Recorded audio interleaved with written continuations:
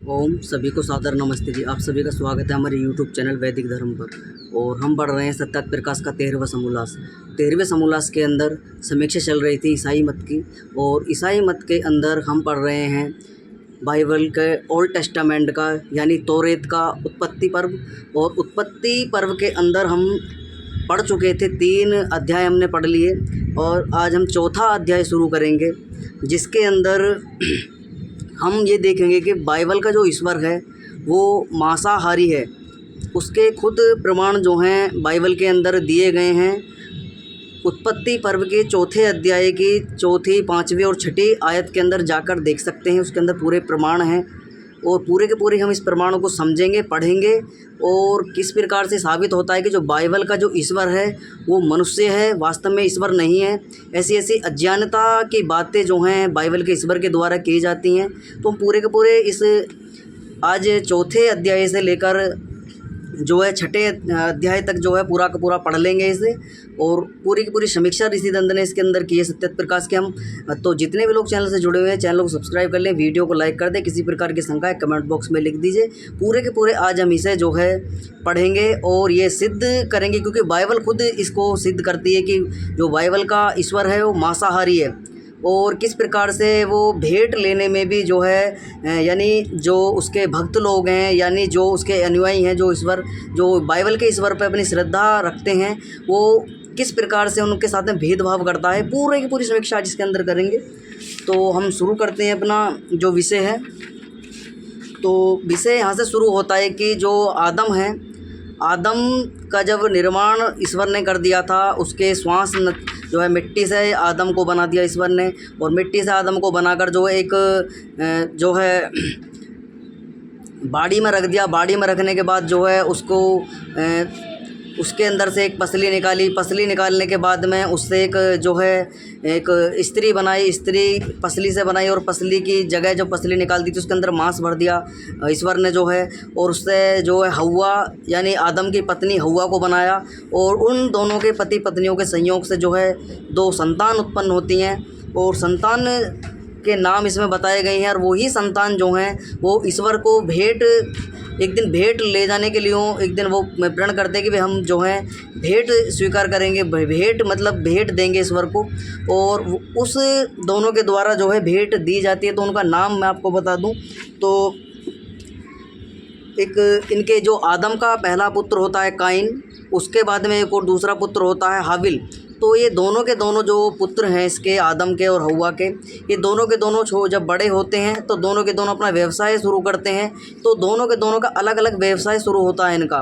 तो हाबिल जो है वो भेड़ बकरियां चराने का कार्य करता है, और काइन जो है खेतीबाड़ी करता है। तो दोनों के दोनों जो है ईश्वर को भेंट समक्ष रखने के लिए कि दिन प्रण लेते हैं, यानी संकल्प लेते हैं कि भाई हम जो है ईश्वर को भेंट जो है भेंट देंगे। तो भेंट में जो भी मतलब उन्होंने दोनों ने अपने कार्य शुरू करे थे, एक ने भेड़ बकरी चलाने का, और एक ने जो है खेतीबाड़ी का जो है अपने फल औषधियाँ आदि अपने जो भी था उसका खेतीबाड़ी अन्न आदि उपजाने के कार्य उसने किया था काइन ने। तो दोनों के दोनों जो हैं अपने अपने सामर्थ्य अनुसार जो हैं ईश्वर के समक्ष जो है भेंट लेकर पहुंचते हैं। जो काइन जो है वो भेंट लेकर जाता है, यानी कि वो कंद मूल अन्न साग सब्जी इस प्रकार से फल आदि लेकर जाता है। और काइन जो हाबिल है, हाबिल जो भेड़ बकरी चराने का कार्य करता था, वो हाबिल अपनी भेड़ों को लेकर जाता है। उनमें से भी जो अच्छी भेड़ें हैं, यानी मोटी तंदुरुस्त भेड़ें हैं, जो अच्छी मांस वाली भेड़ें जिनके ऊपर ज़्यादा मांस चढ़ा हुआ है, अच्छी देखने में तंदुरुस्त भेड़ें हैं, ऐसी स्वस्थ भेड़ों को लेकर हाबिल जाता है, और काइन अपने फल सब्जियों को लेकर जाता है। तो दोनों के दोनों भेंट अपने समक्ष ईश्वर के समक्ष रखते हैं। तो ईश्वर जो है काइन यानी काइन जो खेतीबाड़ी करता था फल कंदमूल को जो है उसकी भेंट को जो है स्वीकार कर देता है, यानी कि स्वीकार नहीं करता है, उसको स्वीकार नहीं करता है काइन की भेंट को, यानी साग कंदमूल फल औषधि आदि जो हैं उनको वो मना कर देता है ईश्वर। और हाबिल जो भेड़ों को लेकर जाता है, हाबिल की जो भेड़ हैं, ईश्वर उसकी भेंटों को जो भेड़ों की भेंट को जो है स्वीकार कर लेता है। तो वहाँ से जो है हाबिल यानी काइन जो है वो गुस्सा हो जाता है, और गुस्सा जब हो जाता है काइन, क्योंकि उसकी भेंट उसने भाई जितना उसको सामर्थ्य था, काइन अच्छा व्यक्ति था, उसने भाई कंदमूल फल आदि इसकी खेतीबाड़ी की, लेकिन जो हाबिल था, हाबिल ने भैया अपने जो व्यवसाय उसने शुरू किया था उसको लेकर वो ईश्वर के समक्ष दोनों के दोनों पहुंचते हैं। तो उसकी भेंट जो है स्वीकार हाबिल की कर लेता है। हाबिल की भेंट स्वीकार करने के बाद काइन जो है गुस्सा हो जाता है और काइन जो है गुस्से में आकर हाबिल की जो है हत्या कर देता है। हाबिल की जब हत्या काइन के द्वारा कर दी जाती है तो काइन से जब पूछा जाता है कि भाई तेरा भाई कहाँ है, तो काइन ये कहता है कि मैंने कोई भाई का ठेका ले रखा है, मुझे क्या पता भाई कहाँ है। तो इस प्रकार से जो है जब काबिल से उसकी माँ भी उससे वार्तालाप करती कि भाई तेरा जो से क्षमा चाहूँगा काइन से कि भाई तेरा भाई कहाँ है हाबिल, तो वो मना कर देता है कि मुझे नहीं पता वो कहाँ है, मेरे साथ नहीं है। तो लेकिन जो उनका वो ईश्वर है यानी उनका गॉड यानी बाइबल का जो ईश्वर है वो उसको पता चल जाती है कि भाई वो गुस्से में आकर जो उसकी हत्या वो कर देता है काइन हाबिल की। तो इस प्रकार का इसके अंदर दृष्टांत दिया है कि भाई जो काइन है और काइन से वो पूछता है कि भाई वो कहाँ है, क्योंकि मनुष्य यहाँ से ये प्रत्यक्ष प्रमाण ये मिलते हैं कि भाई जो मनुष्य है यानी ईश्वर है बाइबल का, वो वास्तव में कोई ईश्वर नहीं है। अगर उसे इतना ही वो होता तो वो भेदभाव नहीं करता, वो दोनों के दोनों उसके दोहरे भेंट लेके गए थे, जितना जिसका सामर्थ्य था वो लेके गया, दोनों को स्वीकार कर लेता। लेकिन यहाँ से प्रमाण ये सिद्ध होता है बाइबल की उत्पत्ति पर्व के 4 अध्याय के और 4 जो आयत है उसके अंदर पूरा का पूरा विवरण देखने को मिल जाएगा। 4, 5 और 6 आयत के अंदर जितने भी लोगों को शंका है वो जाके बाइबल के यानी तौरेत उत्पत्ति पर्व जाकर वहाँ देख सकते हैं। तो जब दोनों के दोनों को भेंट को स्वीकार कर सकता था, लेकिन उसने जो है जो मांस वाली भेड़ की भेंट थी वो तो स्वीकार कर ली और उसके अंदर से जो है एक अश्रद्धा काइन के अंदर पैदा हो गई। भाई मैं इतनी एक आशा लेकर ईश्वर के समक्ष गया था कि भाई वो भेंट स्वीकार करेगा और कुछ आशीर्वाद हमको भी देगा, लेकिन उसने मेरी जो भेंट है उसको अस्वीकार कर दिया, उसने स्वीकार नहीं किया। और जो वो एक मांस मेरा भाई लेकर गया था यानी भेड़, और उसने उनको जो है स्वीकार कर लिया। तो इससे ये सिद्ध होता है कि वो वास्तव में कोई ईश्वर नहीं है। वो कोई ईश्वर जिसको ये बाइबल के अंदर लिखा है वो वास्तव में कोई मनुष्य है, क्योंकि ईश्वर के लिए तो सारी की सारी संतानें संपूर्ण सृष्टि के जितने भी मनुष्य हैं, जीव जंतु पशु पक्षी आदि जितने भी आत्माएं हैं वो ही उनको सबको जन्म देने वाला है। तो ईश्वर के लिए तो सारी की सारी संतानें बराबर हैं, सारी की सारी आत्माएं उसके लिए समान है। वो परमपिता परमात्मा जो वेदों का ईश्वर है वो किसी के साथ में भेदभाव नहीं करता, लेकिन बाइबल का जो ईश्वर है वो सभी के साथ में भेदभाव करता है। उसने भेंट लेके गए, मांस को तो स्वीकार कर लिया। अब यहाँ से यही सिद्ध होता है कि क्या वास्तव में ईश्वर जो है वो मांस खाता है। वेदों का जो ईश्वर है यानी परमपिता परमात्मा निराकार ओम ईश्वर जो है वो ना तो साग सब्जी कंदमूल फल सब्जी ना मांस ना मदिरा ना कुछ भी ग्रहण नहीं करता है, क्योंकि वो इंद्रिय और शरीर के समक्ष नहीं है, वो जन्म मरण से परे है। परमपिता परमात्मा ओम ईश्वर जो है हमारा वैदिक सिद्धांतों के यानी आर्यों का जो ईश्वर है वो जन्म मरण से परे है, वो जन्म और शरीर के अंदर नहीं आता है। तो हमारा जो ईश्वर है वो किसी प्रकार के ना दुख उसको होता है, ना राग होता है, ना द्वेष होता है, ना शंका होती है, ना लोभ होता है, ना ईर्ष्या होती है, किसी प्रकार का कोई। तो वेदों का ईश्वर किसी के साथ में भेदभाव नहीं करता। समान संसार के अंदर जितनी भी आत्माएं हैं सभी को वो कर्म फल के सिद्धांत पर परमपिता परमात्मा निराकार ओम ईश्वर सबको जन्म देता है, वही सबका पालन करने वाला है, वही सबका रक्षक है, वही औषधियाँ वनस्पतियाँ सारी के सारी जितने भी अन्न हैं वो सारे के सारे फल कंदमूल आदि वो प्रकृति के अंदर उसी के सामर्थ्य से सबके सब उत्पन्न होते हैं और उनसे हमारा जीवात्माओं का पालन पोषण होता है। यानी जितने भी जीव जंतु पशु पक्षियाँ मनुष्य आदि सभी का पालन पोषण उन कंदमूल उससे साग पात से होता है। मनुष्य का भोजन जो है वो मांस नहीं है, मनुष्य का भोजन साग पात कंदमूल फल आदि दूध दही आदि है। ये सारे के सारे भोजन की व्यवस्था परमपिता परमात्मा ने की है और क्योंकि इनके अंदर हिंसा नहीं होती किसी प्रकार की, ये हिंसा से परे रखा गया है। क्योंकि दूध हम पीते हैं, दूध हमको प्राप्त होता है, पशु उससे ठीक रहता है, पशु को हम मार काट के खून आदि निकाल कर उससे दूध प्राप्त नहीं करते। हम जैसा उस परमपिता परमात्मा ने उसके अंदर दूध की व्यवस्था उसके अंदर की उसी से दुग्ध हमको मिलता है।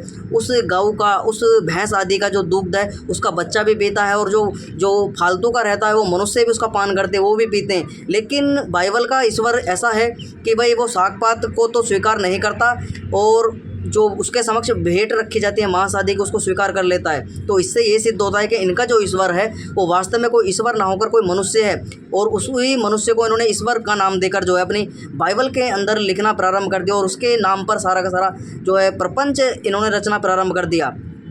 तो यहाँ ऋषि दयानंद समीक्षा करते हैं कि भाई यदि ईश्वर मांसाहारी ना होता तो भेड़ की भेंट क्यों हाविल की भेंट जो दी हुई थी, हाविल के द्वारा भेंट दी गई, उसको स्वीकार क्यों करता। तो ऋषि दयानंद ये तर्क करते हैं कि भाई अगर वो मांसाहारी नहीं होता तो वो साग पात को भी तो स्वीकार कर सकता था, और हाविल भेड़ को लेकर आया था तो हाविल की जो भेड़ थी उसको अस्वीकार कर देता कि भाई मैं तेरी भेंट को जो है स्वीकार नहीं करूँगा। मैं उससे ये भी सिद्ध हो जाता है कि भाई बाइबल का जो ईश्वर है वो मांस नहीं खाता है, लेकिन उसने भेंट जो है उसने पकाकर उसको हाविल ने उसको परोसी और उसने जो उसका ग्रहण भी किया। ये पूरा का पूरा उत्पत्ति पर्व के अंदर जाकर देख सकते हो, चौथे अध्याय के तौरेत जो हम ओल्ड टेस्टामेंट पढ़ रहे हैं इसके अंदर पूरा का पूरा विवरण लिखा हुआ है। तो जब उसकी हत्या काइन के द्वारा कर दी जाती है हाविल की, तो ईश्वर जो है वो पूछता है कि भाई मुझे हाविल का लहू पुकार पुकार कर ये कह रहा है कि भाई तूने उसकी हत्या कर दी है और तू पृथ्वी आदि से श्रापित हो जा, तो उसको श्राप काइन को दे दिया जाता है ईश्वर के द्वारा। तो उसका अब यहाँ से एक बात और बेलॉजिक यानी बेतथ्य की बात है कि किसी भी प्रकार से जो है रक्त किसी का कोई जवाब देता है, और ईश्वर जो है इनके बाइबल का ईश्वर कहता है कि मुझे पुकार पुकार कर हाविल का खून बुला रहा है और कह रहा है कि तैने उसकी हत्या कर दी है और मुझे पुकार रहा है कि मेरी रक्षा करो, मेरी रक्षा करो, और तैने जो है उसकी हत्या कर दी। अब यहाँ से ये सिद्ध होता है कि भाई क्या खून जो है वर्तमान में देखा जाए इतने जो है ब्लड बैंक हैं और खून आदि रक्त यानी चोट आदि लगती है मनुष्य के जीव जंतुओं को, उनका खून रक्त आदि निकलकर गिर जाता है भूमि पर, क्या वो पुकारता है कि भाई मेरे हत्या हो गई है, मुझको बचाइए, मेरे इसने हत्या कर दी है। तो ये सारी की सारी बातें जो है बिना सैर फिर बुद्धि की बातें बाइबल के अंदर लिखी हुई हैं, ये बिगर तथ्य की बातें लिखी हुई, और इनसे ये सिद्ध होता है कि भाई बाइबल का जो ईश्वर है वो ईश्वर ना होकर कोई मनुष्य है जो मांस की भेंट स्वीकार करता है, क्योंकि ईसाइयों के अंदर मांस का प्रचलन है और प्रचुर मात्रा में मांस जो है ईसाइयों के द्वारा खाया जाता है। तो यहाँ से यही जैसे जिसकी इच्छा थी जैसा भोजन वो ग्रहण करते थे ईसाई, उसी प्रकार से उन्होंने अपने भोजन की व्यवस्था भी इसी प्रकार लिखी कि भी हमारा जो ईश्वर है वो भेंट जो है वो मांस की स्वीकार करता है, साग पात फल कंदमूल की नहीं स्वीकार करता है। और झगड़ा कराने वाला भी ईश्वर इससे सिद्ध होता है कि भाई वहाँ से एक अश्रद्धा दो मध्य यानी दो भाइयों के बीच में फूट डालने का भी कारण ईश्वर ही है इसमें, क्योंकि अगर वो दोनों की भेंट को स्वीकार कर लेता, चाहे बाद में वो साग पात को नहीं खाता, लेकिन उन दोनों के बीच में ईर्ष्या द्वेष उन्होंने कर दिया और उसने अपने भाई की ही द्वेष के कारण हत्या कर दी, और हत्या करने के कारण जो है वो उसको श्राप ईश्वर के द्वारा दिया गया, भाई तू जो है श्रापित होएगा, भूमि आदि में तेरे को भूमि से कोई अन्न नहीं मिलेगा, अब उपज नहीं होगी, साग पात कुछ भी नहीं उपजाएगा, अब तेरी भूमि जो है बंजर हो जाएगी और तेरा नाश हो जाएगा। अब इस प्रकार से भाई ये सिद्ध होता है कि वो ईश्वर जो है पक्षपाती है बाइबल का, वो किसी के साथ में न्याय नहीं करता, और न्याय करता तो वो दोनों की भेंटों को स्वीकार करता, और ना वो ईर्ष्या द्वेष होता और ना वो ये पूछता कि भाई तेरा भाई कहाँ है और तेरी उसकी मृत्यु तैने क्यों कर दी है, मुझे पुकार पुकार के इसको खून बुला रहा है। ये सारी की सारी बातें वे पेड़ सिर बुद्धि की बाइबल के अंदर लिखी हुई है। कुछ लोग जो है वामपंथी सेकुलरिज्म का जो झंडा लेकर घूमते हैं, वो ये कहते हैं कि बाइबल जो है शांति अमन का प्रतीक है, बाइबल के अंदर जो है लोगों को स्वीकार करा जाता है, दलितों आदिवासियों को। तो मैं उनको ये बता दूं कि बाइबल के अंदर जितनी सारी की सारी बातें ये लिखी हुई हैं, और हम आगे भी पूरा का पूरा बाइबल का ये ओल्ड टेस्टामेंट और न्यू टेस्टामेंट यानी पुराना नियम और नया नियम ईसाइयों का और यहूदियों का दोनों के दोनों नियमों को हम पढ़ेंगे, क्योंकि ऋषि दंत कोई हल्के माड़े कोई ऐसे कोई एरे गिरे नत्थों घेरे ऋषि नहीं हुए, वो बहुत विद्वान ऋषि की बातें लिखी हुई हैं। ऐसे ऋषि की बातें हम पढ़ रहे हैं कि जो तुमको पढ़ने को कहीं ऐसी नहीं मिलेंगी। तो जितने भी लोग इस चैनल से जुड़े हैं वो ज़्यादा से ज़्यादा वीडियो को शेयर करें, जिससे जो ज़्यादा से ज़्यादा लोगों तक इस बाइबल का सत्य जो है पहुँचे, उन तक उनको जाने के भी आखिर बाइबल के अंदर लिखा हुआ क्या है, कैसे लोगों को मूर्ख बनाया जाता है बाइबल के द्वारा, ईसाइयों के द्वारा, ऐसे मिशनरियों के द्वारा ये चंगाई सभाएँ आदि चलती हैं, उनके अंदर जो है हालेलुया करके रोल मचती है कि भाई इसमें फलाना आत्मा आ गई, पवित्र आत्मा आ गई, उसको साया है, उस पर जिन्न है, उस पर पिचास है, उस पर भूत है, उस पर डंकनी सकनी, इस प्रकार का लोगों को चंगाई सभाएँ चलती हैं, और लोगों को बड़ी तरीके से जो धर्मांतरण का कार्य मतांतरण का कार्य भारतवर्ष के अंदर चलता है, और सारा का सारा षड्यंत्र जो है ये हिंदुओं को बरगलाने का है, हिंदुओं को उनको कन्वर्ट करने का चल रहा है, क्योंकि हिंदू शास्त्रों को नहीं पढ़ते, वैदिक तथ्यों को नहीं स्वीकार करते, वैदिक धर्म को तो वो इनके क्योंकि ईसाइयों के द्वारा फूट सबसे पहले आर्य धर्म को मानने वाले व्यक्तियों के अंदर ही डाल दी गई थी कि जो आर्य हैं वो तुम्हारे शत्रु हैं, हिंदू यानी कि जो आदिवासी दलित हैं वनवासी हैं, जो निचले तबके जो अपने आप को मानते हैं, वास्तव में वो निचला तबका नहीं है, वो शूद्र हैं, वो शूद्र भी हमारे भाई हैं, क्योंकि आर्य परंपरा के अंदर 4 वर्ण चलते हैं, ब्राह्मण, क्षत्रिय, वैश्य और शूद्र, और चारों के चारों वर्णों के अंदर ये चारों के चारों वर्ण जो है, चौथा जो वर्ण है इन ब्राह्मण, क्षत्रिय और वैश्यों के अंदर से लिख रहा है, क्योंकि ये चौथा जो वर्ण है ये अज्ञानता के कारण, इसने विद्या ना पढ़ने के कारण इसको शूद्र वर्ण इसका रखा गया। क्योंकि ऐसा नहीं है कि भी नीच है कि इस प्रकार से, वो नीच नहीं है, क्योंकि उसके अंदर जो है बुद्धि की क्षमता इतनी सीमित, इतनी नहीं है कि वो किसी कार्य को ठीक प्रकार से कर सके, लेकिन उसके पास में बुद्धि इतनी है कि वो जो सामाजिक कार्य हैं, यानी घर का भोजन बनाना, कपड़े आदि सिलना, कपड़े आदि बनाना, खेती आदि में जो है यानी वेश्या के साथ में मिलकर कार्य करवाना, खेती आदि संभालना, इस प्रकार का जो कार्य है वो सारा का सारा शूद्र वर्ण, यानी श्रम का कार्य, यानी कि मेहनत का जो कार्य है वो सारा का सारा शूद्र वर्ण पाता है। उसको खाली नहीं छोड़ा जाता है, और उसको एक मौका भी वैदिक सिद्धांत के अंदर दिया गया है। वेदों के अंदर स्पष्ट व्यवस्था की गई कि भाई इनके अंदर ये भेदभाव नहीं होना चाहिए, कि अगर ये नहीं पढ़े हैं तो इनको एक एक वर्ण चुनने का अधिकार है। वो जो शूद्र वर्ण है वो अपना एक जो भी इच्छा उसकी हो, जो भी वर्ण को स्वीकार करना चाहता हो, जिस वर्ण का वो बनना चाहता हो उस वर्ण को वो स्वीकार कर सकता है। वो ब्राह्मण के वर्ण में ब्राह्मण के जाके सेवा कर सकता है, उससे गुण ले सकता है, विद्या पढ़ सकता है, वेद आदि सत्य शास्त्रों को वहाँ से पढ़ सकता है, और क्षत्रिय के जो है सेवा कर सकता है, वहाँ से क्षत्रियत्व के गुण सीख सकता है।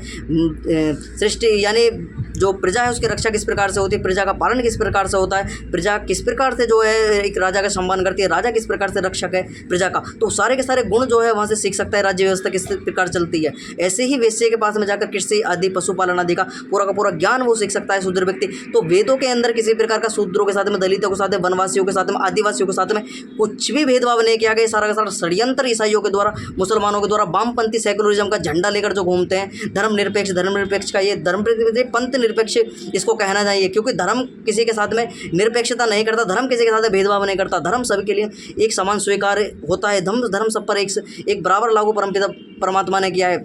धर्म से कोई भी विमुख नहीं हो सकता है, धर्म सभी के लिए बराबर है, कोई भी धर्म से हट नहीं सकता है। और जिस दिन धर्म से हटना प्रारंभ लोग हो जाते हैं वो उनका अंत तुमने देखा भी और हो भी रहा है किस प्रकार से होता है। क्योंकि धर्म से विमुख होने का मतलब है अपने जीवन को नष्ट करना।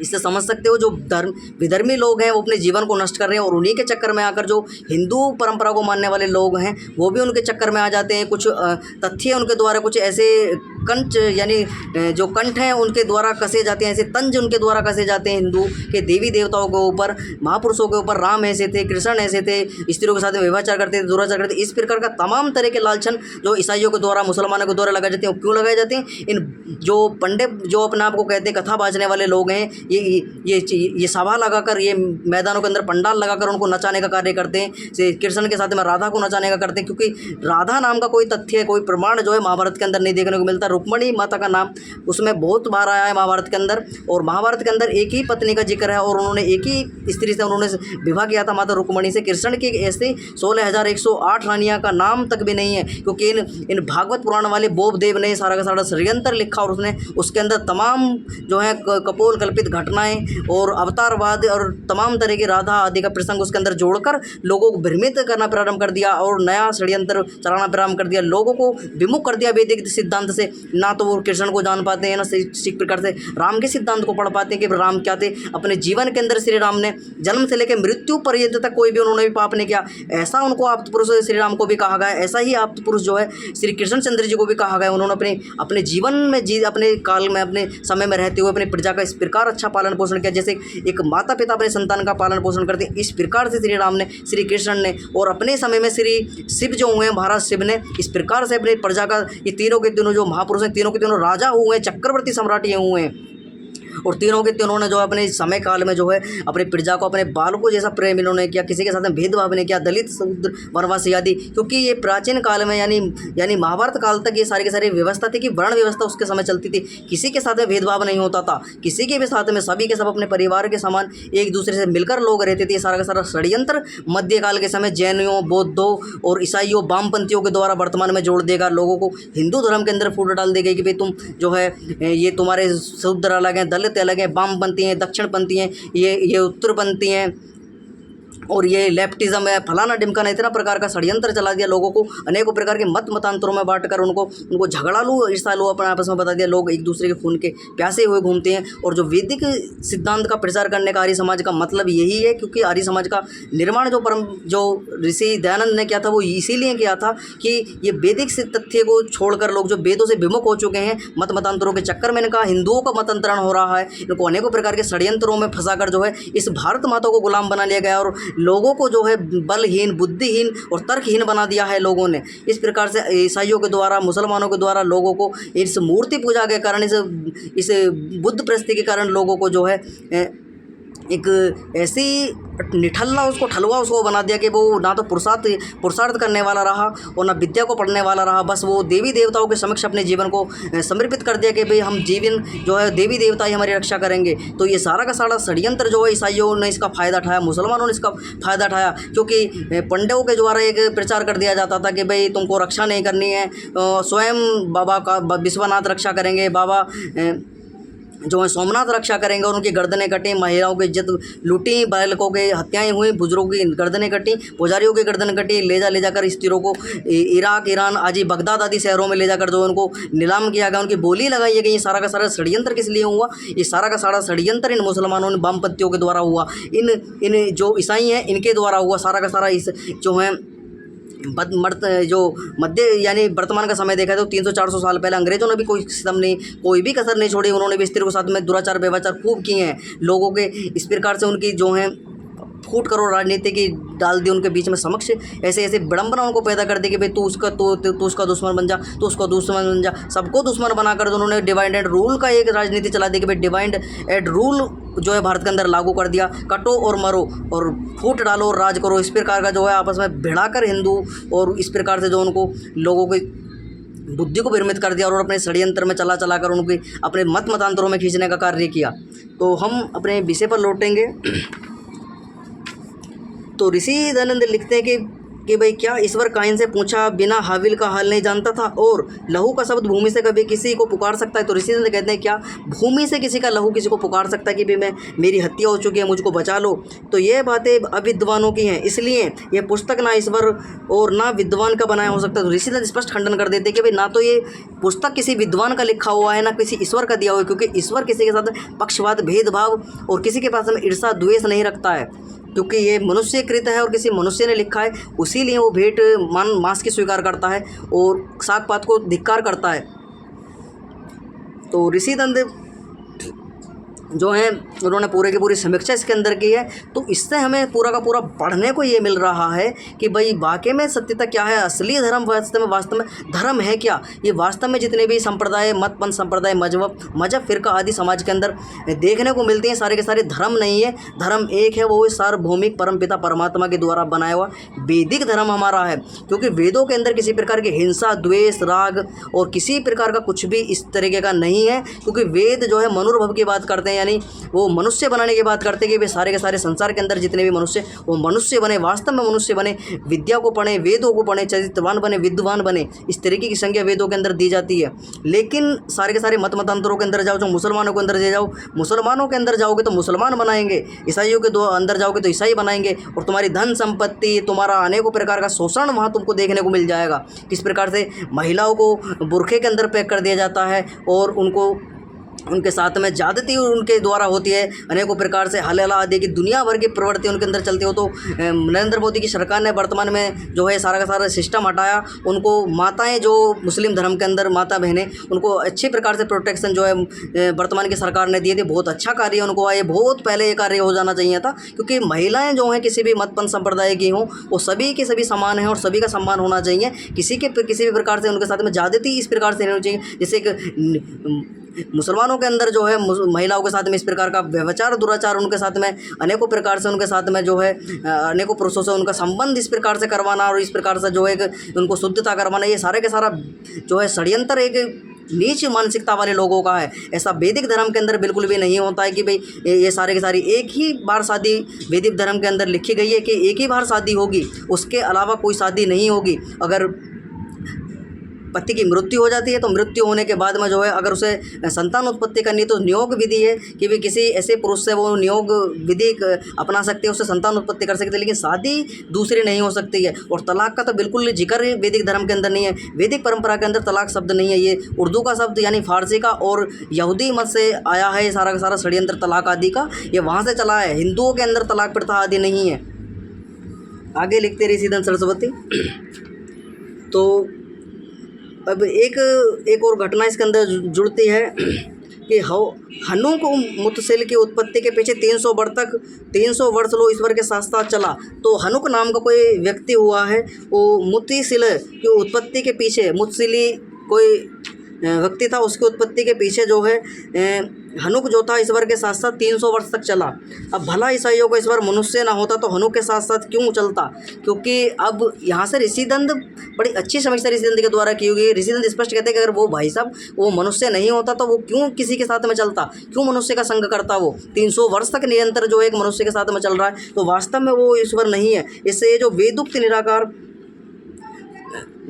निराकार ईश्वर व्यापक है, उसी को ईसाई लोगों माने तो उनका कल्याण हो जावे। तो ऋषिदंत कहते हैं अगर वेद वाले ईश्वर को माने, वैदिक धर्म के ईश्वर को माने तो उनका शायद कल्याण हो जाए, लेकिन वो इस बात को स्वीकार नहीं करते और खंडन करने का प्रयास करते हैं। लोगों को वैदिक मत से हटाने का कार्य उनके द्वारा चलता है। चंगाई सभा चल रही है, दुनिया भर का मतांतरण दाल के नाम पर, चावल के नाम पर, आटे के नाम पर, चीनी के नाम पर, पैसे के नाम पर, पद के नाम पर, नौकरी के नाम पर, व्यापार के नाम पर, स्त्री यानी पुरुषों के विवाह आदि, स्त्रियों को विवाह आदि करवाने के नाम पर अनेकों प्रकार के प्रपंच जो ईसाई मत के द्वारा चलाए जाते हैं। लोगों को मूर्ख बनाया जाता है, उनको षड्यंत्र करके उनको धर्मांतरण, उनको मतांतरण करने का प्रयास ये जो है ईसाई लोग करते हैं। इसी को लगाम लगाने को ऋषिदंत ने इनकी समीक्षा करी और ये इनकी खंडन ऋषिदंत को इसलिए करना पड़ा क्योंकि भाई ये रहेंगे तो ये वैदिक मत में जितने भी हमारे व्यक्ति हैं उनको ये इनको विधर्मी बना देंगे, सबको जो है हटा देंगे इनको। ऐसे तो हमारे भारतवर्ष की जो भारत माता के अंदर रहने वाले यानी वैदिक जिन्होंने ये आर्यवर्त देश आर्य लोगों ने बसाया था, इस आर्यवर्त के अंदर जो है दुष्कर्म व्यभिचार और इस प्रकार का जब वैदिक मत इस तरीके से लुप्त हो जाएगा तो पूरे ब्रह्मांड यानी इस पूरी पृथ्वी के अंदर इस प्रकार का जो है अज्ञानता, रूढ़िवादिता, पाखंडता और इतना जघन्य अपराध इसके अंदर होने प्रारंभ हो जाएंगे जिसको कोई बचाने वाला पैदा नहीं है। इसीलिए ऋषिदंत ने पूरे इनका खंडन किया, मुसलमानों का भी खंडन किया, बौद्धों का, जैनों का, अपने खुद के परिवार यानी हमारे जो हिंदू लोगों के द्वारा यानी पौराणिक व्यक्तियों के द्वारा पाखंडता, चमत्कार और मांस इतने प्रकार के जितने भी षड्यंत्र हैं, मांस खाना, मद पीना और वेदों के नाम पर बलि चढ़ाना और इस प्रकार से मांस भक्षण और वाम मार्गियों के द्वारा ये सारा का सारा मांस खाना, स्त्रियों के साथ में दुराचार, व्यभिचार आदि करना, ये सारा का सारा षड्यंत्र का खंडन ऋषिदंत 11वें समोल्लास के अंदर कर चुके हैं। भाई सबसे पहले अगर हमें दूसरे मतों का खंडन करना है तो पहले अपने घर की शुद्धता करनी पड़ेगी, अपने लोगों के द्वारा षड्यंत्र चलाकर उनको लोगों को भारत की जो दुर्दशा को बदनाम करने का कार्य किया, वैदिक धर्म को बदनाम करने का कार्य किया, पहले उस कलंक को मिटाना पड़ेगा। इसलिए ऋषिदंत ने 11वें समोल्लास के अंदर समीक्षा अपने जो है पौराणिक व्यक्तियों के मत मतांतर को, भारत के अंदर जितने भी मत मतांतर फैले उनकी समीक्षा की। उसके बाद में जो है जैन और बौद्ध अलग से लिए, क्योंकि ये जैन, बौद्ध और वाम मार्गी जो हैं ये सारे के सारे जो हैं नास्तिक मत हैं, ईश्वर को स्वीकार नहीं करते हैं, किसी भी रूप में ईश्वर को स्वीकार नहीं करते हैं। कोई इस प्रकार की संज्ञा देता है ऋणम कीर्तम घृतम पीवम यावम जीवम सुखम जीवम, ऋणम कीर्तम घृतम पीवम, जब भी जियो, जितना भी जियो सुख से जियो, चाहे ऋण लेकर घी क्यों ना पड़ा, और जब तक जियो इंद्रियों को तृप्त रखो, इंद्रियों के वशीभूत इन्होंने जिया, चाहे स्त्रियों को समागम हो, व्यभिचार हो, दुराचार हो, जो भी सामग्री संसार के अंदर उपलब्ध बस इंद्रियों का भोग उससे होना चाहिए। इस प्रकार की संज्ञा जैनों के, बौद्धों के द्वारा, वाम मार्गियों के द्वारा इसी में मुक्ति मानी है। और आत्मा को ईश्वर मानते हैं जो लोग, उसकी भी समीक्षा हम 12वें समोल्लास के अंदर कर चुके हैं। अब जो ऋषिदंत है उसकी समीक्षा करते हैं कि और ये यो हुआ कि जब आधे पृथ्वी पर बढ़ने लगे उनसे बेटियां उत्पन्न हुई। तो जो हनुक है, हनुक के बाद में जो है हनुक से जो है संतानें हुई, हनुक से जो है संतान होने के बाद में जब आदि पृथ्वी पर लगे उनसे बेटियां उत्पन्न हुई तो ईश्वर के पुत्रों ने आदम की पुत्रियों। अब यहाँ से ये सिद्ध होता है कि भैया ईश्वर के पुत्र कौन से थे और आदम की पुत्रियां कौन सी थी। अब यहाँ पर क्योंकि आदम जो है, अब इसमें लॉजिक तुम समझना, विचार खुद करना, कोई विद्वान जो बुद्धिमान लोग हैं वो यहाँ से विचार करना कि भी जब ईश्वर ने आदम को बनाया था, पहला मनुष्य आदम ही बनाया। अब यहाँ से ये पढ़ने को मिलता है, बुद्धिमान जो लोग हैं वो खुद इस बात को समझ सकते हैं ईश्वर ने जो है बाइबल के गॉड ने जो है प्रथम मनुष्य आदम को बनाया मिट्टी से बनाकर उसके नथनों में श्वास डाला, उसको एक बाड़ी के अंदर रखा, उसके एक पसली निकाल के मांस भर दिया, मांस से हवा पैदा करी यानी एक स्त्री बनाई और स्त्री का निर्माण जो एक पसली से हुआ। ये पूरा का पूरा सिद्धांत चला। तो पहला मनुष्य जो है ईश्वर ने जो है ईश्वर का संतान जो थी वो आदम हुआ।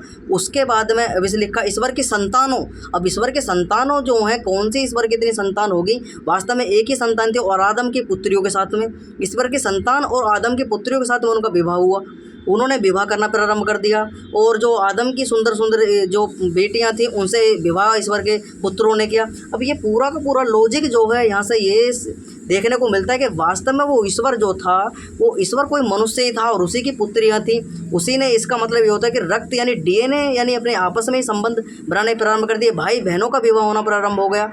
क्योंकि आज भी मुसलमानों के अंदर, ईसाइयों के अंदर, यहूदियों के अंदर यही परंपरा है। वो बुआ, भतीजी, ताई, चाचा आदि सबसे उनका विवाह मामा फूफी की आदि से हो जाता है। वो किसी प्रकार का भेदभाव उनके अंदर नहीं है। वे डीएनए यानी कि हिंदुओं के अंदर परंपरा है कि वो अपने जो है माता का गोत्र छोड़कर, पिता का गोत्र छोड़कर आदि का विवाह होता है। लेकिन मुसलमानों के अंदर वो माता और पिता का रक्त ही छोड़ा जाता है, चाचा की हो, चाहे बुआ की हो, फूफा की हो, मामा की हो, सबको मौसी आदि के सबसे विवाह वो कर लेते हैं। तो वो सारा का सिद्धांत यही देखने को मिलता है कि भाई जो ईश्वर बाइबल का है वो उसके पुत्रों ने जो है आदम बनाया। आदम यानी आदम का निर्माण ईश्वर ने किया और आदम की जो पुत्रियां थी उनसे ईश्वर के पुत्रों ने विवाह कर लिया। आगे पूरा पढ़ के सुनाता हूँ किस प्रकार से लिखा हुआ है। उनमें से जिन्हें उन्होंने चाहा, ईश्वर के पुत्रों ने आदम के पुत्रों को देखा कि वे सुंदरी हैं। भाई ईश्वर के पुत्रों ने देखा आदम के पुत्रों को वे सुंदरी हैं और उनमें से जिन्हें उन्होंने चाहा उनसे विवाह किया। और उन दिनों में पृथ्वी पर दानव थे।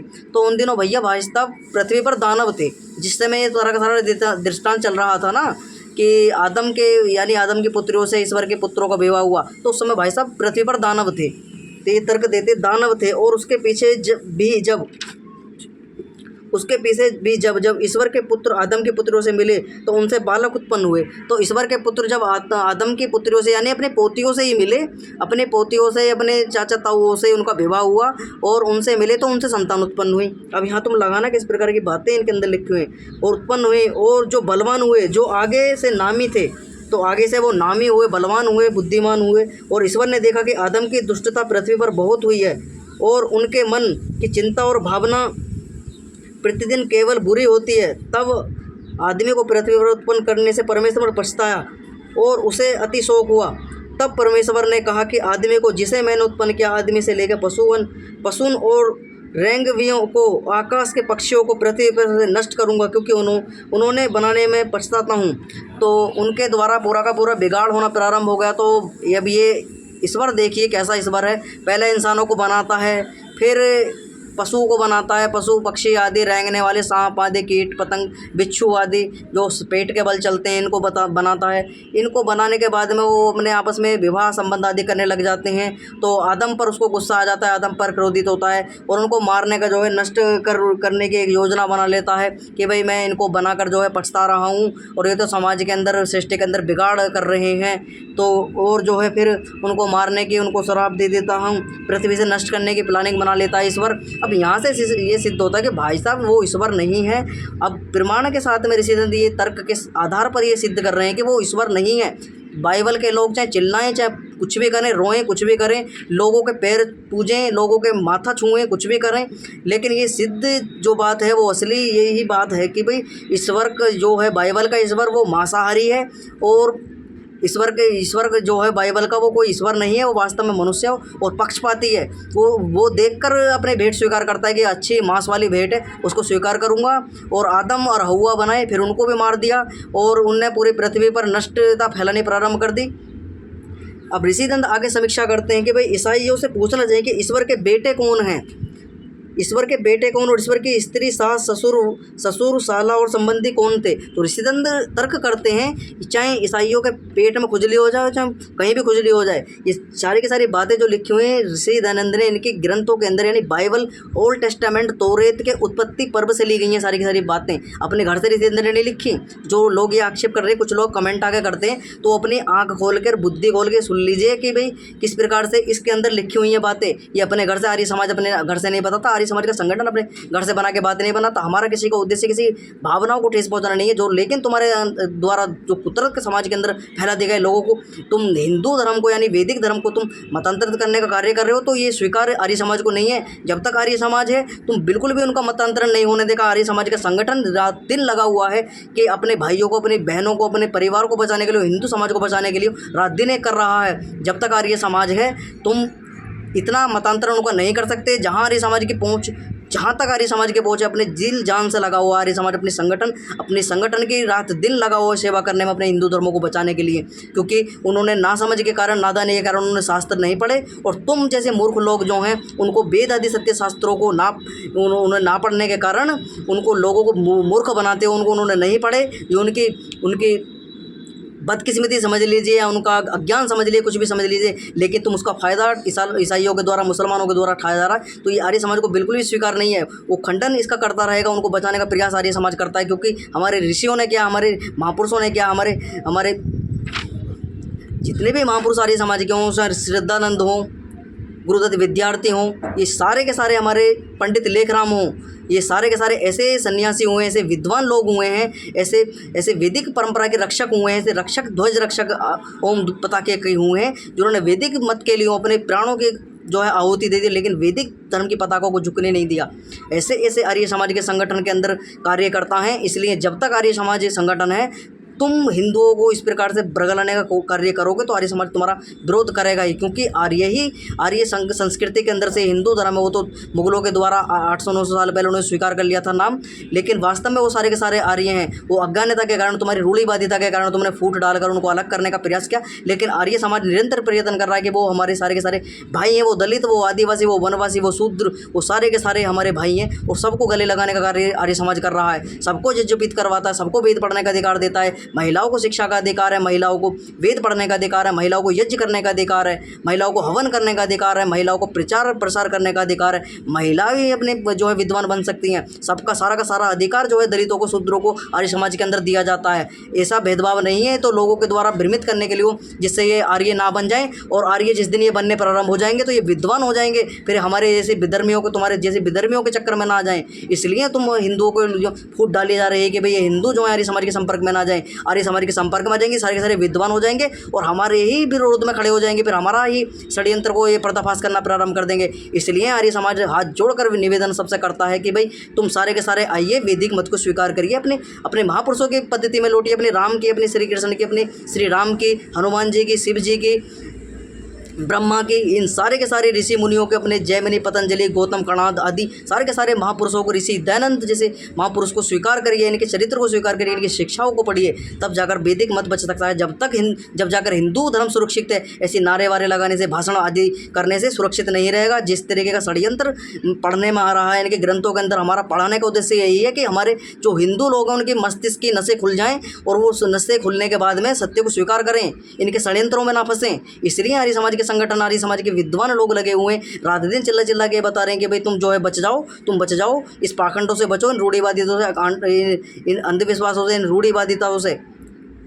जितने भी तरीके के षड्यंत्र तुमको लालच वश तलवार के नोक पर दिए जा रहे हैं, अपना वैदिक शास्त्रों को पढ़ो, उनका विरोध करना प्रारंभ करो भाई कि तुम हमको कैसे मूर्ख बना सकते हो। हम तलवार के नोक पर जो हो गया सो हो गया, अब वो समय नहीं है कि भाई तलवार के नोक पर तुमको ये कर लिया जाए। लोगों में एक वर्तमान में एक घटना हो चुकी है, एक जावेद नाम के व्यक्ति ने बदायूं के अंदर 2 मासूम बच्चों को उनका कत्ल कर दिया। किस तरीके की इन लोगों की मानसिकता, जघन्य मानसिकता इनकी बनी हुई है। लोगों को लव जिहाद का शिकार करते हैं, महिलाओं को, स्त्रियों को इस प्रकार की गंदी नज़र डालकर उनका लव जिहाद का, उनकी प्रॉपर्टी को हड़पने का कार्य करते हैं, लोगों को मारने का प्रयत्न इन मुसलमानों, ईसाइयों के द्वारा दिन पे दिन होता जा रहा है। तो इसी के सारे तुम्हारी नसें खुल जाएं, तुम्हारे दिमाग की नसें खुल जाएं कि ये भाई चारा वारा कुछ नहीं है। तुम्हारा भाई, तुम चारा की बात करते रहोगे, एक दिन तुम्हारा चारा इस प्रकार से बना देंगे। उन मासूम बच्चों को, बेचारों का क्या दोस्त था, ये राम की प्रचार ही तो कर रहे थे, राम की एक पोस्टर ही तो लगा रहे थे, उनको बेचारों का इन्होंने उन मासूम बालकों को, उनको 9-10 साल के बालकों को उनको उस तरह से काट दिया इन जाहिलों ने। इस प्रकार के षड्यंत्रों से तुमको बचना पड़ेगा, अपने वैदिक शास्त्रों को अंदर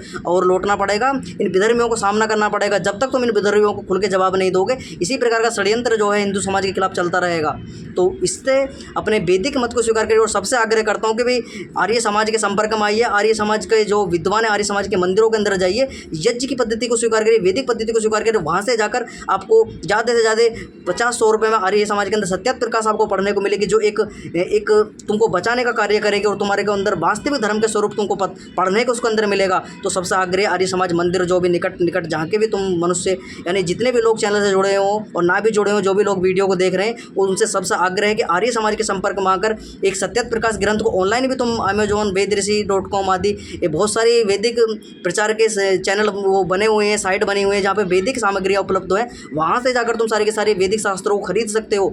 उनसे तुम आर्य समाज से भी जाकर ये सारी शास्त्रों को, पुस्तकों को तुम ग्रहण कर सकते हो और वहाँ उन पुस्तकों को पढ़िए, उनके अंदर सारे के सारे तथ्य तुमको लिखी पढ़ी मिलेंगी। आर्य समाज के जो सारे के सारे विद्वान हैं अपने पुरुषार्थ से जमीनी स्तर से जुड़े हुए हैं, लोगों को जाकर उनकी व्यवस्था को देखा है, किस प्रकार से सारे के सारे षड्यंत्र समाज के अंदर चल रहे हैं, लोगों को हिंदू धर्म को काटने का किस प्रकार से षड्यंत्र चल रहा है, तो उनसे बचाने का कार्य ऋषि दैन्य के सारे के सारे सैनिक लगे, उनका संगठन लगा हुआ है। और एक बात और बता दूं, आर्य समाज कोई मत, पंथ, संप्रदाय, मजहब, फिरका आदि नहीं है। ये शुद्ध वैदिक धर्म को मानने वाला संगठन है, जो ऋषियों को और अपने महापुरुषों को, श्री राम को प्रचुर मात्रा में प्रायोरिटी देता है, राम को प्रथम रखता है, श्री कृष्ण की वाणी को प्रथम रखता है, गीता के अनुसार चलता है, वेदों के अनुसार चलता है, उपनिषदों के अनुसार चलता है, ब्राह्मण ग्रंथों के अनुसार चलता है, श्री कृष्ण की वाणी को लेकर आगे चलता है, श्री राम की वाणी को लेकर आगे चलता है, उनके चरित्र को लेकर आगे चलता है, उनके चरित्र को रक्षा करने का कार्य करता है। ऐसे सारे के सारे व्यवहार, जो सारी की सारी जिम्मेदारियाँ और ऋषि दंड के सैनिकों ने अपने कंधे पर उठा रखी है, तो उनको आपका भी सामर्थ्य, आपका भी जो है सहयोग बनता है, आपका भी उद्देश्य, आपका भी सामर्थ्य होना चाहिए कि आपका भी सहयोग करने का जो है उद्देश्य यही कि भाई उनको सपोर्ट करें, क्योंकि वो तुम्हारे लिए दिन रात लगे हुए, तो तुम्हारा भी यही जो है कार्य बनता है कि भाई तुम्हारा भी यही दायित्व है कि भाई तुम भी उनकी सपोर्ट करो, जैसे वो तुम्हारी सपोर्ट करने में लगे हुए, रात दिन तुम्हें जगाने में लगे हुए, तुम भी उनको सपोर्ट करो। तो ऋषि दयानंद पूरे के पूरे विवरण को इसके अंदर बताते हैं, किस प्रकार से इन्होंने समीक्षा इसके अंदर लिखी ऋषि दयानंद ने कि भाई क्या ईश्वर जो है उसके 7 साले ससुर आदि थे, अगर 7 साले ससुर आदि थे तो वास्तव में वो मनुष्य था, क्योंकि ईश्वर के पुत्र लिखे हैं, फिर ईश्वर के पुत्रों ने आदम की पुत्रियों से विवाह कर लिया। तो ऋषि दयानंद कहते हैं कि क्योंकि अब तो आदम की बेटियाँ के साथ विवाह होने से ईश्वर उनका संबंधी हुआ, तो भैया क्योंकि आदम के पुत्रियों से विवाह हो गया तो भैया उसका संबंधी हो गया वो, क्योंकि किसी की पुत्री का पुत्र से विवाह होता है तो भैया उनके माता पिता आपस में समधन समधि बन जाते हैं। तो इसी प्रकार से आदम तो उसका बेटा ही था ईश्वर का, अब भैया बाप बेटा ही संबंधी बन गए आपस में। इस प्रकार का पूरा लॉजिक जो है अध्याय नंबर तोरेत के अध्याय नंबर 4 में जाकर देख सकते हैं, आयत नंबर 5, 4, 5, 6 पूरे के पूरे जाकर पढ़ लीजिए। ओल्ड टेस्टामेंट के अंदर लिखी हुई हैं, अपने घर से कुछ भी नहीं लिखी हुई हैं। और ईसाइयों के खासकर के कुछ लोग जो कमेंट कर रहे हैं वो अपने गानों को, अपने महल को निकालने का कोशिश कर लें कि अपने पहले जाकर उनको पढ़ लें, और फालतू की बात चलाने की ज़रूरत नहीं है चैनल के ऊपर। स्पष्ट में बता दो, जो धमकी समझ लो, कुछ भी समझ लो, मेरे चैनल के ऊपर जो है कमेंट कर रहे हैं कुछ विधर्मी लोग, क्योंकि उनको ये पता है कि जब आर्य समाज के संगठन के लोग ये कार्य कर रहे हैं, ये विघ्न डालने का कार्य इनके द्वारा हो रहा है। तो मैं आप लोगों से आग्रह करता हूँ कि आप ज़्यादा से ज़्यादा चैनल को जो है शेयर करिए, चैनल को सब्सक्राइब करिए, वीडियो को ज़्यादा से ज़्यादा लोगों तक पहुँचे, जिसकी इनकी ईसाइयों की सच्चाई इन तक पहुँचे, लोग इनके कुचक्कर में, इनके संपर्क में आने से बचें, विधर्मी होने से बच जाएं। आगे लिखते हैं ऋषि सरस्वती, संबंधी और जो उनसे उत्पन्न होते हुए पुत्र पौत्र हुए, क्या ऐसी बात ईश्वर के पुस्तक की हो सकती हैं? तो ऋषि स्पष्ट कहते हैं ऐसी ईश्वर की पुस्तक के अंदर ये सारी की सारी बातें लिखी हुई हैं, वो ईश्वर की बातें नहीं हो सकती हैं, क्योंकि बाइबल का जो ईश्वर इन्होंने लिखा हो वास्तव में ईश्वर नहीं, कोई मनुष्य की बातें लिखी हुई हैं। आगे लिखते हैं, किंतु ये सिद्ध होता है कि उन जंगली मनुष्य ने पुस्तक बनाया होगा। तो ऋषि स्पष्ट कहते हैं कि भाई ये किसी जंगली मनुष्य के द्वारा लिखा हुआ पुस्तक है, ये पुस्तक बनाए वह ईश्वर ही नहीं जो सर्वज्ञ ना हो। तो इसीलिए कहते हैं कि वेदों का ईश्वर जो है सर्वज्ञ है, लेकिन इनका ईश्वर सर्वज्ञ नहीं है, क्योंकि वो कुछ बातें जानता है, फिर अज्ञानतावश मनुष्य को बनाता है, फिर उनको मारने की जो है प्राणिक बना लेता है, उनको नष्ट करता है, आदम को मार देता है, हव्वा को मार देता है। वो तो ऋषि कहते हैं ईश्वर वेदों के जैसा ईश्वर सर्वज्ञ नहीं है, जैसे ये वेदों का ईश्वर सर्वज्ञ, सर्वशक्तिमान है, सर्वेश्वर है, सर्वंतर्यामी है, अजर है, अमर है, नित्य है, पवित्र है, सृष्टि करता है। ऐसे सहस्त्रों लाखों गुण परमपिता परमात्मा के ईश्वर के जो हैं वेदों के अंदर वर्णित हैं। और संसार के अंदर हम ईश्वर की प्रकृति को, ईश्वर के द्वारा बनाया हुआ जो निर्माण है संसार के अंदर ब्रह्मांड बनाया हुआ है, उससे भी ईश्वर के गुणों का हम उससे भी जान सकते हैं कि ईश्वर के अंदर अनंत गुण हैं, सैकड़ों गुण हैं, सहस्त्रों गुण हैं उसके अंदर।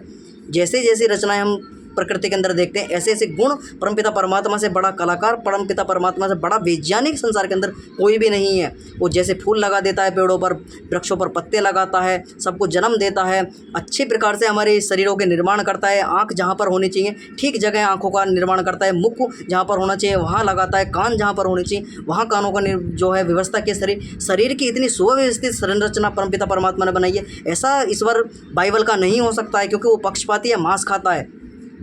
आगे लिखते हैं ऋषिदंत सरस्वती।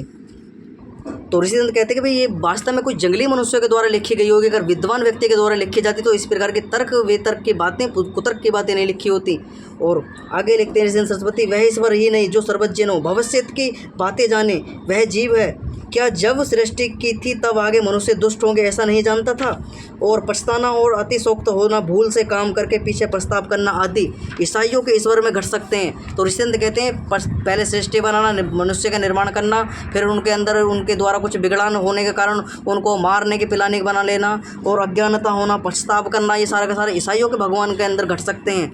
और वेदोक्त ईश्वर में नहीं। तो ऋषिदंत कहते हैं वेदों के ईश्वर में इस प्रकार की कोई भी शंका नहीं घटती। वो परमपिता परमात्मा ईश्वर आदि सृष्टि में, सृष्टि के प्रारंभ में मनुष्यों को जो है इस भूमि से सारे के सारे मनुष्यों को बनाता है, उससे उत्पन्न करता है सारे के सारे, इस भूमि से सारे के सारे मनुष्य एमुथुनी सृष्टि उसको कहते हैं। पेड़ पौधे, कीट पतंग, मनुष्य आदि सब एमुथुनी होते हैं। उसके बाद में सारी की सारी मैथुनी सृष्टि चलती है। पहली सृष्टि एमुथुनी होती है, उसके बाद में माता पिताओं के संयोग से सृष्टि चलती है आगे। तो संयोग की सृष्टि वर्तमान में चल रही है, और इनको तो सृष्टि का काल भी नहीं पता होगा वर्तमान की। ये तो कहते हैं कि भी इससे पहले सृष्टि भी नहीं थी। इस प्रकार का हम प्रथम अध्याय के अंदर ये पढ़ रहे हैं कि इसके अंदर लिखा हुआ है कि भाई हमें, जब ऋषिदंत ने पूछा कि भाई सृष्टि प्रथम है दूसरी है, तो वो कहते हैं कि भाई ये ना हमें नहीं पता, ईश्वर जाने। लेकिन इस ऋषिदंत कहते हैं कि भाई इससे पहले अनेकों सैकड़ों लाखों करोड़ों अरबों सहस्त्रों इन्फिनाइट सृष्टि हो चुकी हैं। ये संसार का भी बनना बंद नहीं हुआ है, ये संसार लगातार चलता हुआ है, लगातार बिगड़ता है, लगातार बनता है। सृष्टि की वर्तमान की आयु 1,96,08,53,624 वर्ष वर्तमान की आयु है। अब तक 124वां वर्ष चल रहा है। 1,96,08,53,124 वर्ष। इनके ईसाइयों के बाइबल के अंदर, कुरान के अंदर भी देख लेना, गणना इनके अंदर काल गणना भी नहीं मिलेगी ठीक प्रकार से। आगे लिखते हैं ऋषिदंत सरस्वती, ईसाइयों का जो ईश्वर है पूर्ण विद्वान योगी भी नहीं था जो ऐसी बातें लिखता, क्योंकि वो पूर्ण विद्वान भी नहीं था, योगी भी नहीं हो सकता है, और शांति और विज्ञान से अहित शोक आदि से पृथक हो सकता था। भला पशु पक्षी भी दुष्ट हो गए? तो ऋषिदंत कहते हैं कि भाई जिस पशु पक्षियों को बनाया था उन्हें भी दुष्ट वो कहने लगा। उसके बाद में यदि वह ईश्वर सर्वज्ञ होता तो ऐसे विषय आदि क्यों होता? इसलिए यह ना ईश्वर है और ना ये ईश्वरकृत पुस्तक हो सकता है।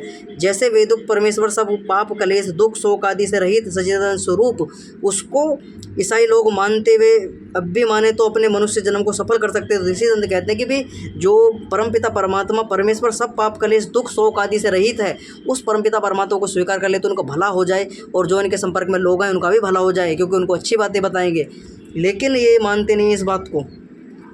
आगे एक और सिद्धांत आया है कि ईश्वर ने जो है नूह को, उसके एक नूह जब सारी की सारी सृष्टि समाप्त कर दी तो एक नूह नाम का व्यक्ति उसके द्वारा बनाया जाता है। तो नूह को उसके बेटों को आशीष दिया जाता है, नूह बनाया जाता है। नूह का फिर जो आदम हव्वा के दिन की मृत्यु कर दी जाती है। उसके बाद में भाई साहब एक नया व्यक्ति बनाया जाता है नूह, उसके बेटे बनाए जाते हैं। नूह और उसके बेटे को बनाकर जो है आशीष दिया, और उन्होंने कहा कि हर एक जीता चलता जंतु तुम्हारे भोजन के लिए होगा। अब एक जीता चलता एक भोजन का जंतु तुम्हारे लिए होगा, और मैंने हरी तरकारी समानी सारी वस्तुएं तुम्हारे दिए, केवल मांस उनके जीव अर्थात उसके लहू समेत मत खाना। तो मांस खाने को कहता है कि उनको लहू समेत मत खाना, और तरकारी आदि वस्तु तुम्हारे लिए मैंने समान सारी वस्तुएं तुम्हें दी हैं। तो मांस की जितनी मांसाहारी वस्तुएं वो एक तरकारी के समान यानी सादे भोजन के समान तुमको दिए, उनका पान करना। और आगे ऋषिदंत लिखते हैं कि भला कोई भी ऐसा विद्वान यानी उस पे एक नाव का निर्माण करता है, उसको एक नूह बना दिया, नूह के बेटे बना दिए, उनको आशीर्वाद देता है, और उससे कहता है कि तुम अब सृष्टि करना। और सृष्टि करने के लिए वो एक जो है एक उस नूह के द्वारा बनाई जाती है, ईश्वर के द्वारा। उस नाव की लंबाई भी लिखी है कि उस नाव के अंदर जो है बहुत सारी सामग्री हैं, घोड़े कुत्ते ईंट बिल्ली आदि सब लिखा हुआ है सूर्य सर, अब बताऊँगा किस प्रकार से लिखा है। उस नाव की लंबाई 300 हाथ, नाव जो बनाई थी उसकी लंबाई थी 300 हाथ, चौड़ाई उसकी चौड़ाई 50 हाथ, ऊंचाई 30 हाथ की होवे। एक नाव बनाना उसको आदेश दिया जाता है ईश्वर के द्वारा। वास्तव में ईश्वर ने नाव नहीं बनाई थी, वो नूह ने इस जो है नाव बनाई थी, उसको माप तोल बताता है कि भाई नाव कैसी होनी चाहिए। 50 यानी नाव की लंबाई जो है 300 हाथ होनी चाहिए, चौड़ाई 50 हाथ होनी चाहिए, लंबाई उसकी ऊंचाई जो है 30 हाथ होनी चाहिए। और तू नाव में जाना, तू और तेरे बेटे और तेरी पत्नी और तेरे बेटों की पत्नियां तेरे साथ, और सारे शरीरों में से जीवता जंतु दो दो अपने साथ नाव में ले जाना। तो अपने साथ में सारा का सारा परिवार, नूह अपनी पत्नी, नूह के बेटों की पत्नी, नूह के परिवार पूरा का पूरा, और नाव में जाना, तू अपने बेटे और पत्नी को भी ले जाना। और सारे शरीरों में जीव से जीवता जंतु, सारे शरीरों में जीवित जो जंतु हैं उनको अपने साथ, दो दो जंतु अपने साथ नाव में लेना, जिससे वे तेरे साथ जीते रहें, वे नर और नारी हों, और जीते रहें और बाद में नर और नारी हों। आगे देखो किस प्रकार के पक्षी में से उसी भांति भांति के, और ढेर में से उनके भांति भांति के, पृथ्वी की हर एक रेवैये में से भांति भांति के हर एक में से दो दो तुम पास आवे, जिससे जीते रहें। और तू अपने लिए खाने का सामग्री अपने पास इकट्ठा कर, वह तुम्हारे से और उनके लिए भोजन होगा। सो ईश्वर की सारी आज्ञा के समान नूह ने किया। तो नूह ने सारी की सारी बातें व्यवस्था आदि की। तो ऋषिगण समीक्षा करते हैं, भला कोई भी विद्वान ऐसी विद्या से विरुद्ध असंभव बातें के वक्ता हो ईश्वर को मान सकता है? क्योंकि इतनी बड़ी चौड़ी ऊंची नाव में हाथी, हथनी, ऊँट, ऊँटनी आदि करोड़ों जंतु, उनके खाने पीने की चीज़ें, वे सब कुटुंब के भी समा सकते हैं। यह इसलिए मनुष्यकृत पुस्तक है। जिसने ये लेख किया है वह विद्वान भी नहीं था। तो ऋषिदंत कहते हैं कि भला एक 300 हाथ चौड़ी नाव जो है, उसमें करोड़ों जंतु, करोड़ों जानवर, खाने पीने की सामग्री, पूरा परिवार, वो नाव है कि भाई साहब एक पृथ्वी बना के तैयार कर दी दूसरी। तो इस प्रकार के ऋषिदंत कहते हैं कोई विद्वान व्यक्ति नहीं था, कोई अविद्वान के द्वारा सारे के सारे तर्क इनके द्वारा दिए गए हैं। और फिर लिखते हैं ऋषिदंत, और नूह ने पूरे के पूरी व्यवस्था जो है नूह ने इस प्रकार की, और अपने एक पूरे के पूरे परिवार को ले गया, उसने संसार चलाया जी। फिर नूह के पत्नी से नूह के बेटे हुए, नूह के बेटे, उसमें जंगली जंतु आदि से सृष्टि उत्पन्न हुई।